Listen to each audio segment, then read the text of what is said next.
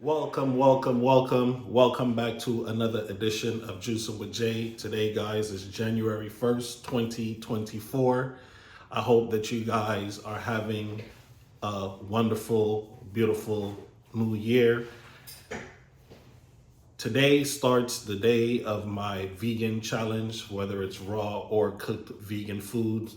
I am trying to go the whole month of January, so 31 days of vegan lifestyle. This is a reset for me, a detox for me. Within those 31 days, I plan to do at least a few days of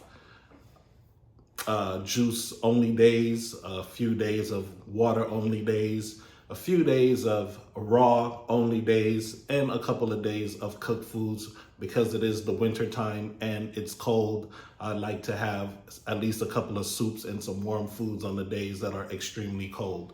I hope you guys join me on this detox, on this reset for January 1st, 2024. You know the motto on the page: each one teach one. Juicing with Jay, and I will definitely see you on the next video. Peace.